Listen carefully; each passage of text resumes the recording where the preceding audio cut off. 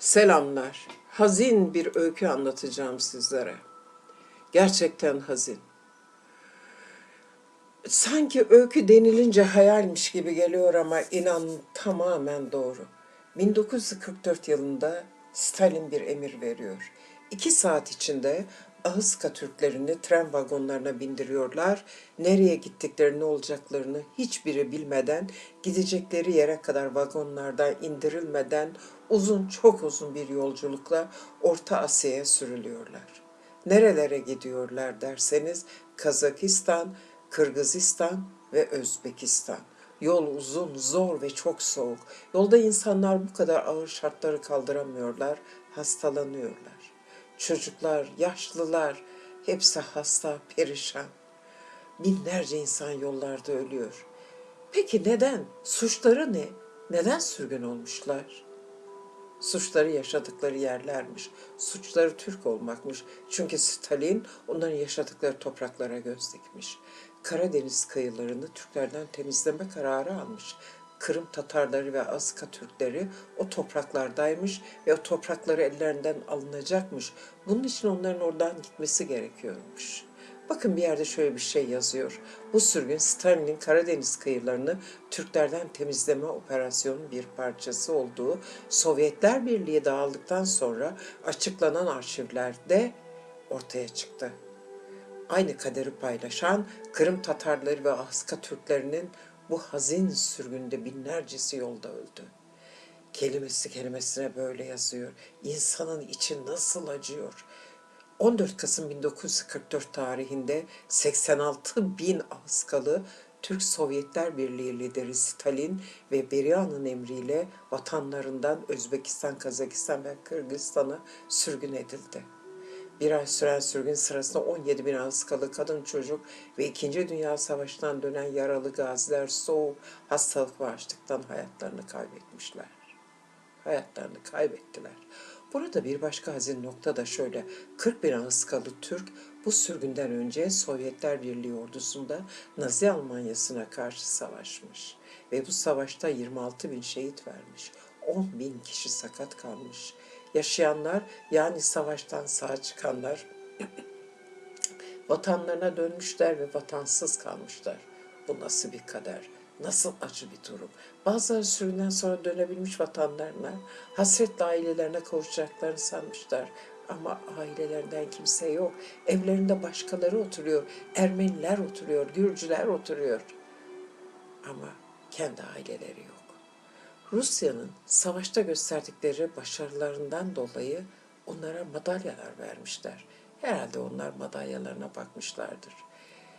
Gerçi madalyası olan gazilerin de başına aynı şey gelmemiş mi? Gelmiş.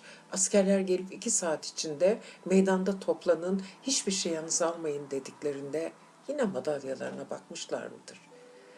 Haydi. Hayvan vagonlarına ve hayvanların kapatıldıkları, sadece ölüleri atmak için açılan 1-1,5 aylık yolculuk. Her vagonda en az 200 kişi ayakta dizildiklerinde üst üste olan bu insanlar nasıl geçirdiler o 1-1,5 ayı? Hayvan vagonlarında süren yolculuk esnasında soğuktan, hastalıktan, havasızlıktan 18 bin insan hayatını kaybetmiş. Evleri, tarlaları, hayvanları devlet tarafından ellerinden alınmış. Ahıska Türklerinin sürgün edildikleri yerlerde toplu olarak yaşamalarına da izin verilmemiş. Seyahat etmeleri bile yasaklanmış. İçim acıyor diyorum ya, dedem da pardon, dedem Dağıstan'dan, Rus zulmünden kaçmış. Biz çocukluğumuzdan beri bunu bilirdik. Ama tek Dağıstan değilmiş ki bu zulmü yaşayanlar. Tarih sizlere bir şey anlatırken içinizin de acımasını sağlıyor. Nereye baksanız bir acı. İkinci Dünya Harbi'nin patlak vermesi, bu harbe Rusya'nın dahil olmasıyla birlikte 1938'de 40'lı yıllarda Ahıska çevresine Türkiye'ye mücavir sınırın korunması adı altında 10 binlerce Sovyet askeri yerleştirilmiş. 1940 yılına kadar hiç askere alınamayan Ahıskalılardan birdenbire 40 bin civarında kişi Alman cephesine sevk edilmiş. Askere sevk edilenlerin kız, gelin ve çocukları Bohcama demiryolu inşaatında gönderilmiş, orada çalıştırmaya başlanmış.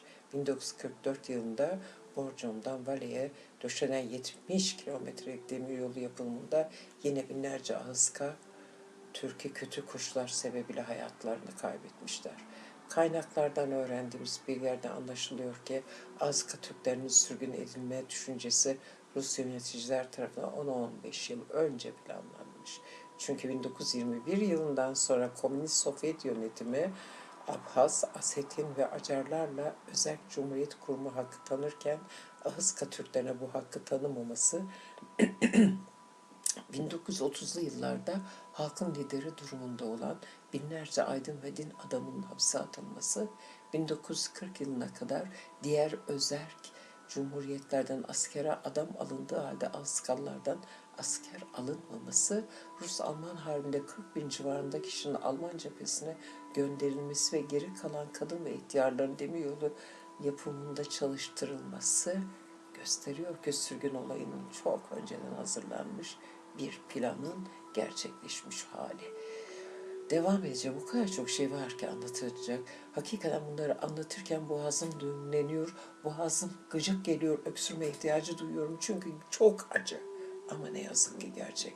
13 Kasım 1944 yılında yollar, köprüler vesaire gibi tesisler halka tamir ettiriliyor. 14 Kasım 1944 günü gece saat 12'de daha önce sınıra takviye amacıyla yerleştirilmiş olan 10 binlerce Rus askeri silahlarıyla Türklerin evlerine giriyorlar. 2 ya da 4 saat içerisinde kamyonlara dolduran mazlum ve çaresiz Türk insanı demiryoluna götürüyorlar. Diğer taraftan bu sırada yüzlerce Haskalı aile her türlü riski göze alarak Rus askerleriyle çarpışıyor. Onlarca şehit verme pahasına Türkiye'ye geçmeyi başarıyorlar. Bu aileler halen Ağrı, Muş, Kırıkhan, İnegöl, Bursa, Ankara, İstanbul gibi yerleşim birimlerinde yaşıyorlarmış. Vagonlar Hazar Denizi'ne yaklaşmaya başladığında bu insanlar kendilerinin denize döküleceğini sanmışlar. Yazık. Azerbaycan yöneticileri Ahıskalıları Azerbaycan'da iskan etmek istemişlerdi. Ancak Stalin kararı kesilmiş. Azerbaycan yöneticileri kurşuna dizmekle tehdit etmiş. 3 gün sonra vagonlar tekrar Urallar bölgesine hareket etmeye başlamış. Ural dağlarının soğuk havası birçok insanın hayatına mal olmuş. Vagonlar hayvan vagonları olduğu için ısıtma sistemi yokmuş. Tuvaletsiz, susuz dışarıda 15-20 derece soğukta yolculuk yapılmış.